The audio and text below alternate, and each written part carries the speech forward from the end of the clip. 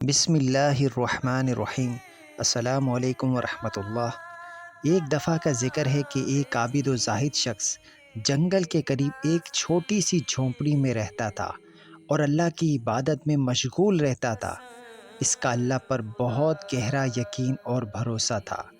ایک دن اس کے علاقے میں شدید بارشوں کے باعث سیلاب آ گیا اور پانی تیزی سے اس کی جھونپڑی کی طرف بڑھنے لگا۔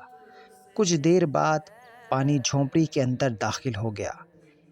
ایک پڑوسی نے کشتی لے کر اس کے پاس آیا اور کہا، آؤ جلدی سے کشتی میں بیٹھ جاؤ ورنہ تم ڈوب جاؤ گے۔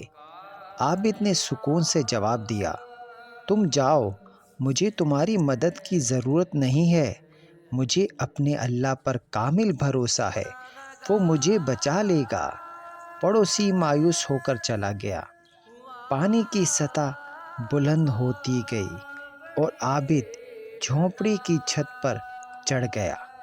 اتنے میں ایک اور پڑوسی ایک بڑی کشتی لے کر آیا اور پکارا، اے اللہ کے بندے، جلدی سے اس کشتی میں آ جاؤ، سیلاب بہت خطرناک ہے۔ عابد نے پھر وہی جواب دیا، مجھے مدد نہیں چاہیے، میرا اللہ پر مجھے پورا بھروسہ ہے اور اللہ تعالیٰ مجھے ضرور بچائے گا۔ وہ پڑوسی بھی چلا گیا۔ پانی مزید بڑھ گیا اور عابد ایک اونچے درخت کی شاخ پر بیٹھ گیا۔ اتنے میں فوج کا ایک ہیلی کاپٹر آیا اور اس کی طرف رسی پھینکی گئی۔ ہیلی کاپٹر کے عملے نے کہا، اس رسی کو پکڑ لو، یہ تمہارا آخری موقع ہے، ہم تمہیں محفوظ جگہ پر لے جائیں گے۔ عابد نے رسی پکڑنے سے انکار کر دیا اور کہا، میں نے اللہ پر بھروسہ کیا ہوا ہے، وہ مجھے بچا لے گا۔ ہیلی کاپٹر واپس چلا گیا۔ آخر کار پانی کی سطح اتنی بلند ہو گئی کہ عابد ڈوب کر وفات پا گیا۔